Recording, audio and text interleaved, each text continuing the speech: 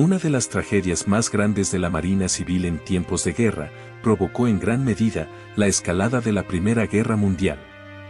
Fue el hundimiento del barco de correo real, Lusitania, un transatlántico inglés, torpedeado por un submarino alemán en las costas de Irlanda. Hoy conoceremos todo acerca de este buque y cómo ocurrió su hundimiento a solo 10 kilómetros de la costa. Pero antes, suscríbete a nuestro canal de YouTube y activa la campanita para que estés atento cuando subimos un nuevo video. Ahora sí, comenzamos. El RMS Lusitania fue un transatlántico británico, diseñado por Leonard Paskett y construido en el astillero John Brown y Company, en Clydebank, en Escocia, para la naviera Cunard Line. Fue nombrado en honor de la antigua provincia romana de Lusitania y se incorporó a la flota de Cunard en agosto de 1907. En su momento, fue el buque de pasajeros más grande del mundo junto a su gemelo, el RMS Mauretanie, hasta que la compañía rival White Star Line botó el Olympic en 1910 y el Titanic en 1911.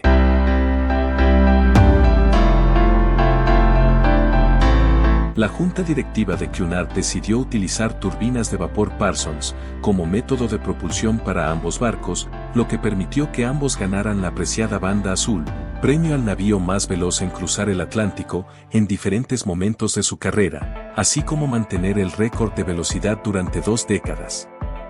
Además de ser los más rápidos, ambos buques contaban con unas instalaciones novedosas para su época, disponiendo un 50% más de espacio para cada pasajero, en contraste con sus rivales europeos, lo que les permitió ofrecer un lujo sin precedentes.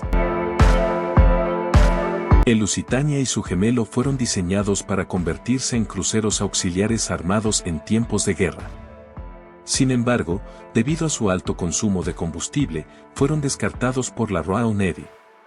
Con el inicio de la Primera Guerra Mundial, el Lusitania se reincorporó al servicio de línea en el Atlántico Norte, mientras que el Mauretanie fue destinado como buque de reserva, hasta que la situación acaecida en la batalla de Galípoli requirió de sus servicios, siendo utilizado como transporte de tropas y barco hospital. Los alemanes estaban desesperados por una ventaja sobre el Atlántico, por lo que fueron un paso más allá en su campaña submarina, gracias a la ventaja que les ofrecían sus navíos clase U-Boots. El 4 de febrero de 1915, los alemanes declararon la zona marítima alrededor de las Islas Británicas como zona de guerra. A partir del 18 de febrero, los buques aliados en dicha área podrían ser hundidos sin aviso. El 23 de abril, la embajada alemana en Estados Unidos publicó un aviso en los periódicos de extraña coincidencia con la partida de Lusitania. Advertía a los pasajeros sobre el riesgo de navegar en aguas no neutrales debido al riesgo de ser atacados. Solo un diario consiguió contestar en sus ediciones al aviso alemán. La ruta de Lusitania pasaba por aguas hostiles. Esta circunstancia no era desconocida ni para la Cunard Line, ni para el almirantazgo británico, y aún menos para el capitán del navío William Thomas Turner. El aviso de la embajada alemana decía: Atención, se recuerda a los pasajeros que tengan la intención de cruzar el Atlántico, que existe el estado de guerra entre Alemania y Gran Bretaña, y que la zona de guerra comprende las aguas adyacentes a las Islas Británicas. Las embarcaciones con bandera de Inglaterra o cualquiera de sus aliados se arriesgan a ser atacadas en tales aguas, y que los viajeros que atraviesen la zona de hostilidades en barcos de Gran Bretaña o cualquiera de sus aliados lo hacen por su cuenta y riesgo. Hasta 1915, el Lusitania había transportado ya alrededor de 250.000 pasajeros en 8 años de impecable servicio. El lujoso navío estaba comandado por el veterano capitán William Thomas Turner, quien, para esa fecha, le faltaban pocos años para jubilarse. Se trataba de un marino muy experimentado en las rutas navieras.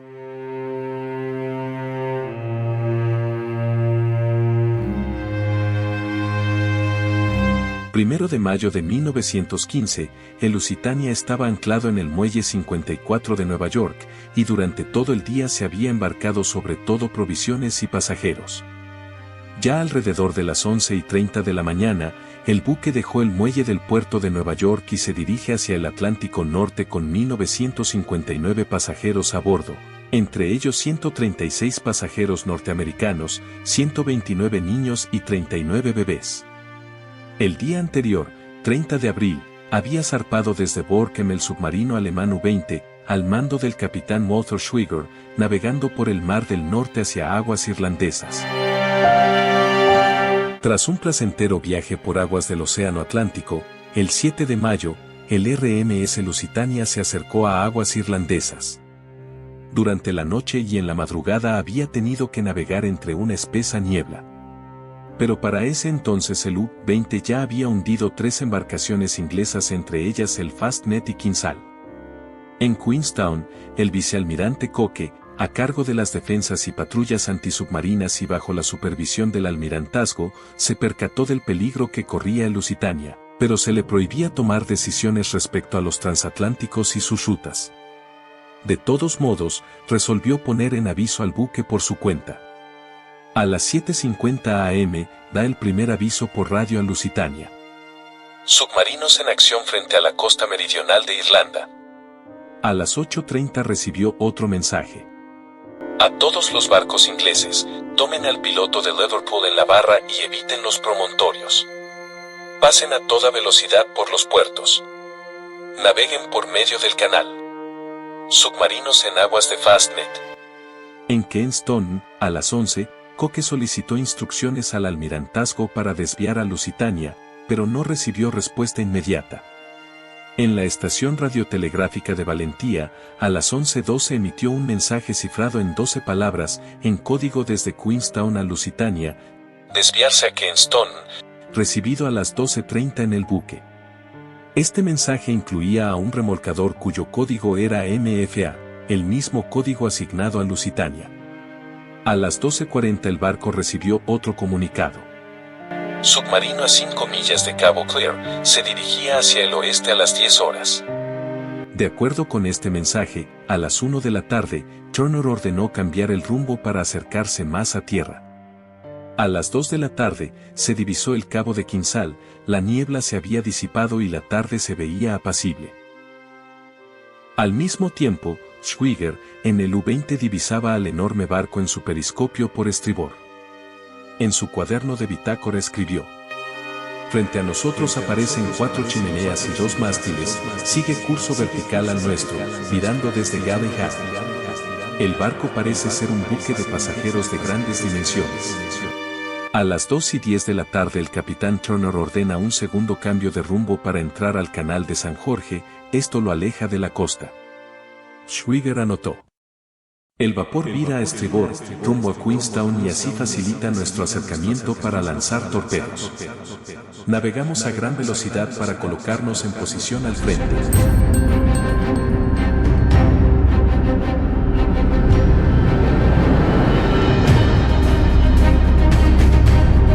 A las 2:12 de la tarde, el U-20 dispara a 700 metros el único torpedo que le quedaba.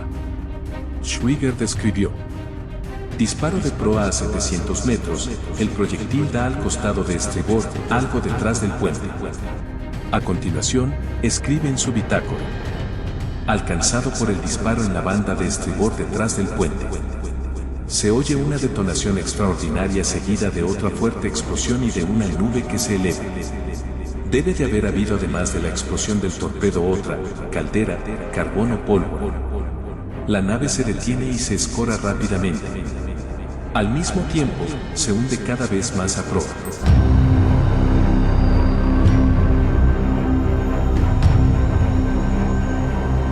El Lusitania recibió un torpedo detrás del ala del puente. Una columna de agua se elevó al costado y enseguida le siguió otra tremenda explosión que hace desencajar la cubierta de paseo por unos instantes y hace volar el fondo de la proa. Turner ordena al timonel enfilar a tierra, pero es tan rápida la inundación que el timón y las hélices aún girando pierden efectividad al salir del agua y se alcanza una escora de 25 grados. Los operadores del telégrafo inalámbrico, Robert Leith y Donald McCormack, enviaron un SOS, que fue recibido en Queenstown.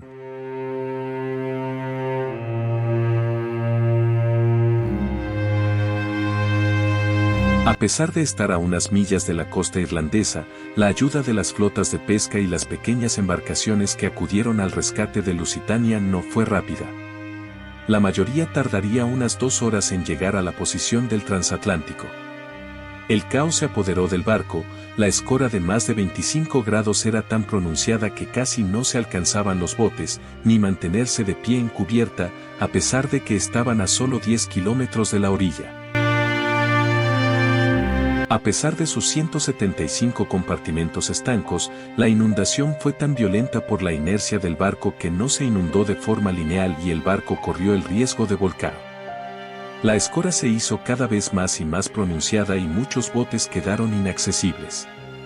La planta eléctrica del barco pronto falló, y los pasajeros de primera clase que estaban dentro de los ascensores quedaron atrapados entre las cubiertas A y B, hundiéndose más tarde con el barco. Muchos se lanzaron al agua desesperados, algunos botes que lograron llenarse se bajaron de forma incorrecta y vaciaron su carga al mar o se precipitaron sobre otros botes cargados, o se hundieron al entrar al agua de proa o popa. Tan solo 6 botes salvavidas de los 48 disponibles lograron ser lanzados con relativo éxito. Algunos de los botes salvavidas plegables de Lusitania se alejaron flotando mientras el barco se hundía, proporcionando refugio a muchos de los que estaban en el agua. En los últimos instantes, el Lusitania se enderezó y algunos botes alcanzaron a ser lanzados al agua, pero ya volcados. Luego, la proa impactó contra el fondo del mar y el buque se levantó a un ángulo de 45 grados. Cuando la segunda chimenea del barco se sumergió bajo las olas, generó un remolino que succionó a varios pasajeros, para luego ser expulsados de nuevo por la explosión fortuita de las calderas de popa, saliendo ilesos aunque cubiertos de hollín.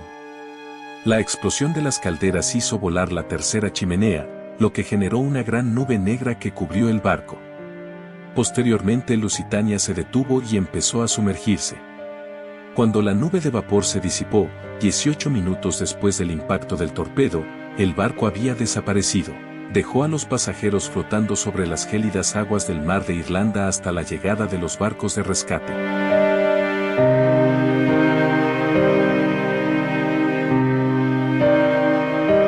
$1,198 vidas de 1959 se perdieron, entre ellas, las de 126 pasajeros norteamericanos, 94 niños y 35 bebés. Sobrevivieron 761 pasajeros. Y solo se recuperaron 200 cadáveres.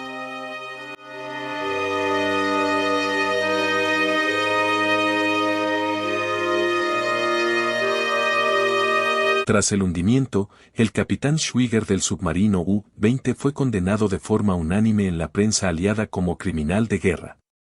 De los 139 pasajeros estadounidenses a bordo de Lusitania, 128 murieron, lo que produjo una masiva ira tanto en Gran Bretaña como en los Estados Unidos.